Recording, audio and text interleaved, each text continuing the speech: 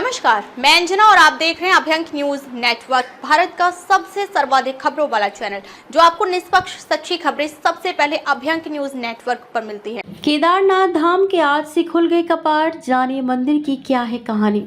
पांडवों और नर नारायण से जुड़ा है इतिहास। 12 ज्योतिर्लिंगों में से एक केदारनाथ धाम में भगवान शिव शिवलिंग रूप में विराजित हैं।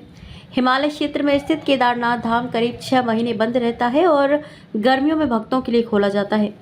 भगवान केदारनाथ धाम के कपाट विधि विधान के साथ आज 2 मई 2025 शुक्रवार को सुबह 7 बजे आम भक्तों के दर्शन के लिए खोल दिए गए हैं। बड़ी संख्या में भक्त पहले दिन बाबा केदार के साथ ही अखंड ज्योत के दर्शन कर रहे हैं।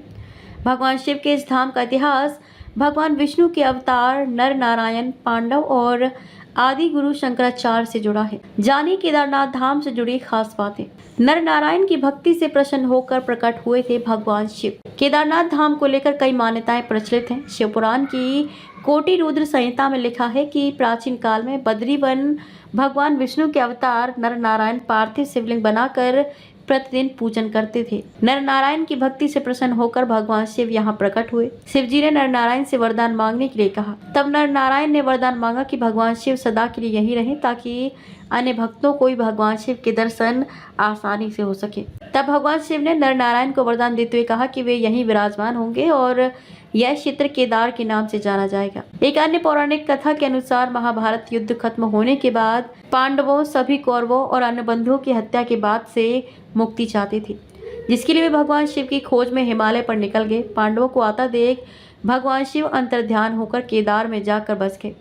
जब पांडवों को पता लगा तो वे भी केदार पर्वत पहुंच गए। जब पांडव केदार पर्वत पहुंचे तो भगवान शिव ने उन्हें देखकर भैंसी का रूप धारण कर लिया और पशुओं के बीच चले गए। भगवान शिव के दर्शन के लिए पांडवों ने योजना बनाई, जिसके बाद भीम ने एक विशाल रूप धारण कर अपने दोनों पैर केदार पर्वत के ऊपर फैला दिए। सभी पशु भीम के पैरों के बीच से गुजर कर निकल गए, लेकिन जब भैंसी के रूप में भगवान शिव ने पैरों के बीच से निकलने की कोशिश की तो भीम ने उन्हें पहचान लिया। भगवान शिव को पहचान कर भीम ने भैंसी को पकड़ने की कोशिश की। भीम ने भैंसी के पीछे का हिस्सा काफी तेजी से पकड़ लिया। भगवान शिव पांडवों की भक्ति से खुश हुए और उन्हें दर्शन देकर पाप मुक्त कर दिया। कहा जाता है कि तभी से भगवान शिव को यहाँ भैंसे की पीठ की आकृति के रूप में पूजा जाता है। मान्यता है कि भैंसे का मुख नेपाल में निकला, जहाँ भगवान शिव पशुपतिनाथ के रूप में पूजे जाते हैं। केदारनाथ धाम में स्वयंभू शिवलिंग स्थापित है। मान्यता है कि स्वयंभू शिवलिंग का अर्थ है जो स्वयं प्रकट हुआ।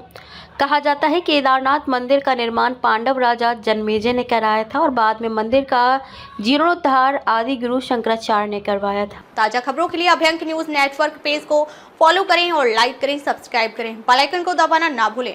अगर आप हमें फेसबुक, ट्विटर, इंस्टा के माध्यम से देख रहे हैं तो फॉलो, कमेंट करना ना भूलें।